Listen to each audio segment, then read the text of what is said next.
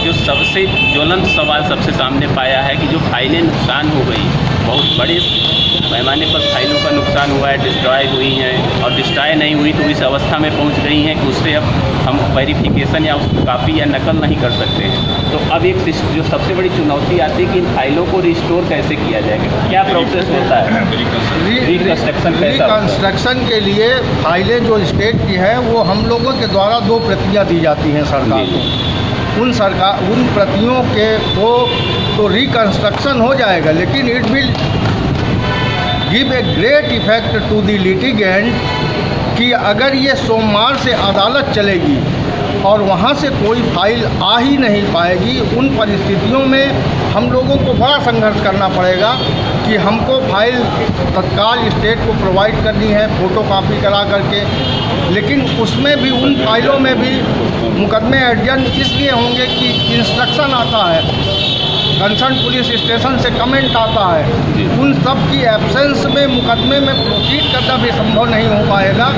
इन परिस्थितियों को देखते हुए बड़ा लॉस हुआ है, बड़ा नुकसान हुआ है। जैसे किसी केस की सुनवाई होती है तो अदालत में केस लगती है, बहस होती है, बहस के दौरान उस पर कुछ टिप्पणी होती है, कुछ जज के द्वारा भी उस पर कुछ मार्क लगाए जाते हैं, टिक लगाए जाते हैं, तो वो फाइल भी क्या वापस इसी जगह पर रखी जाती है? सारी फाइलें शाम को 4 बजे के बाद जब अदालत रिसेस में जाती है या अदालत उठ जाती है तो सारी फाइलें वहाँ से उठ करके स्टेट की फाइलें यहीं अम्बेडकर भवन में जहाँ आज आग लगी है यहीं पुनः वापस आ जाती हैं और अपने स्थान पर रिस्टोर की जाती हैं।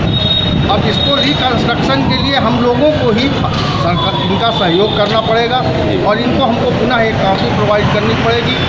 इंस्ट्रक्शन अगर इनसफिशिएंट है तो वो पुनः इंस्ट्रक्शन के लिए फाइलें जाएंगी, तो इसमें बहुत समय लगेगा। खासकर जुलाई अगस्त में जो तारीखें लगी होंगी मुकदमा में, ऐसे मुकदमे तो अब निश्चित तौर पे है कि उनकी डेटें कम से कम आगे जाएंगी और कहीं ना कहीं ये न्याय प्रक्रिया में जो अभी मुकदमों की बहुत सी पेंडेंसी है उसको देखते हुए ये जो नुकसान हुआ है इससे वो अधिकारियों का और बड़ा अहित होगा।